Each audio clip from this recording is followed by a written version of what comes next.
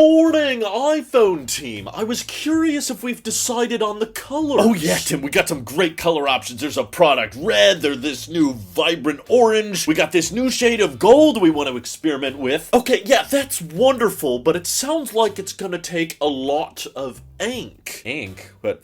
What do you mean? Like from the printer? Like, do we actually print the colors of the iPhone? Yes, yeah, that's how it works. Don't question it. So I was hoping we could go with some lighter shades due to the ink cartridges running kind of low. Tim, I felt like the colors were already kind of muted last year. Maybe this year we could really saturate them up with some really vibrant, rich, fun colors that look like different shades of the rainbow. Well, you know how I love a good rainbow. Yes, exactly. But it's gonna cost us a couple $2 million to refill the ink cartridges over at Foxconn, so let's go with the lightest shades possible. Okay, as long as we can just keep space black. Everybody loves space black, right? Well, you know, space black uses a lot of ink, so what if we just took the silver paint and then just did a couple of extra coats and called it a day? Well, that wouldn't be black, that would be gray. We love gray. Hey, gray is awesome. I think we all want gray.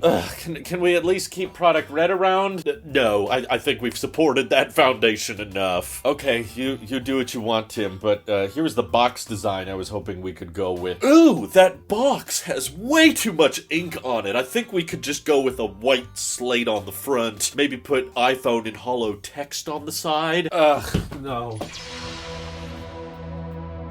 So as we're getting closer to iPhone 15 season, it should be worth mentioning that the leaks and rumors tend to feel a little bit more accurate as we get closer, but one thing that I feel like has always been wrong year after year is the colors, which is why we want to talk about them today. Not because I think these are necessarily the colors we're going to get, but just because I want all of these leaks and rumors to be fresh in your minds when the iPhone event happens in the next couple weeks, hopefully. And you can remind yourself how inaccurate so many of these leaks and rumors can be. Or maybe they do end up being correct. I mean, this is the first year that not only China, but also India is building iPhone 15s right now as we speak. It's kind of weird to think about that, like all these phones that are still in rumor territory, like, oh, anything could happen, and yet there's people manufacturing these phones right now. They're putting them together, so it stands to reason that there's probably several thousand people that are well aware of the color options, the packaging, the branding, and all of the features that come with these phones. It's just a matter of time, but the latest sources have kind of scrapped previous color reports, which definitely bummed me out a bit because I really like the idea of that titanium product red iPhone 15 Pro or 15 Ultra. I felt like the colors for the Pros have always been incredibly muted, always very neutral, in my opinion kind of boring, and I could kind of justify it because they were making them with steel, which you can't really make super saturated without it becoming super fragile, so I gave them a pass for a while, but this year they're rumored to switch to titanium, so I thought there would be less excuses to go with the muted neutral colors, but as of right now, it sounds like the 4 color options are going to be no more gold, just space black or space gray, hopefully, and then a titanium gray or titan gray, who knows what they want to call it, alongside, of course, silver, which thankfully they don't seem to be touching too much, and then some kind of deeper, darker blue, which, I couldn't be more disappointed by that, to be honest, because we've seen so many muted blue iPhones over the years, where it's just the same old, like, slightly different shade of blue that looks a lot more noticeable on the website, but then you see it in person and you're like, wait, is this gray or blue? And it just seems boring to me. Like, I'm personally not a fan of the muted colors. I like the more saturated ones, or I like the hardcore ones. Like, if you're gonna do a white iPhone, make it as white as possible. If you're gonna do a black iPhone, make it as matte black as possible. I've always hated all these little in-between shades of colors. Yes, to the 50 shades of space gray. It just gets annoying with how many different shades they've done over the years, but I think they love it when we talk about them and compare them over the years. That's what they want. They're like, as long as they're talking about us, even if they talk about how much they hate us, that's a good sign. And there appears to be a similar mindset going along with the entry-level iPhone 15s, which the latest reports make it seem very similar to the iPhone XR colors. We're hearing about a lighter shade of, you know, baby blue and some kind of pinkish / orange coral. Also was not a huge fan of coral. I hated how it looked one way on the website, and then you'd see one in person and it looked totally different, and just depending on the lighting, it would look either pink or orange, and I'm like, hey, just make up your mind. I just want colors to be what they are. Don't try to deceive me all the time. And maybe I think Apple loves those types of colors because it forces you to go out to an Apple store whenever I say things like that. Like, it looks different in person. People go, oh, well, I need to go check one out in person. Then they go to the Apple store, and then the Apple store employee's like, yeah, you should really consider upgrading. And then they feel pressured. So I apologize. Even if I say the colors are not true to life, don't go out to an Apple store. Don't fall for it, okay? And noticeably absent from the leaked colors of the regular iPhone 15, something that we've had for the past several years, at least for the entry-level iPhones, is product red. I love red, honestly. You couldn't guess it by my channel's color theme, but red is actually my favorite color. In fact, I really loved it on the iPhone 13 series. I thought that was just the perfect shade. iPhone 12 over here, this was called product red, but it really wasn't. This was product salmon. It was way too light of a shade of red. I was not a big fan of it. iPhone 13, specifically the 13 mini, which is better red for some reason, just because it's smaller and cheaper. But that was just like the most peak form of product red iPhone I had ever seen. I love that phone. I would totally buy it if it had USB-C, but then they screwed it up again with the iPhone 14 series, and I don't know what they did, went with some lighter shade of red, but it was just a little bit jarring. It was not like saturated, it was just more piercing, I guess. And when I checked out the iPhone 14 in red, I was like, no, you ruined it, you botched it. But so far, there hasn't been many rumors or any talk of the iPhone regular 15s, at least, getting a product red. And before you freak out, don't worry, I think they'll probably still do it. They're probably just gonna wait for the spring release, because that appears to be kind of a normal thing now. Every March or April, Apple just has to release a new iPhone color so that people feel inclined to go out and buy new ones. It's typically a pretty dry season for the tech community, so you get a bunch of YouTubers all talking about how, yeah, it's pretty much the same color, guys, it's just a different color. But why does Apple do this? I guess it's because they want to be included again in the news cycle, yada yada yada. We've heard that speech many times before. So now I feel like they're just going to be intentionally leaving out the cool colors. Who knows, maybe we'll get that darker red titanium iPhone Pro later in the spring, and people are just going to have to wait around for it. But honestly, because so many people have gotten comfortable and used to the idea of new iPhones in September, and then as you get further from September, don't upgrade because you gotta wait for the next year's iPhone, and this is a great way for Apple to combat that mindset, because they're likely noticing a huge amount of upgrades right when the iPhones come out, and then a quicker and quicker drop-off as more and more people are,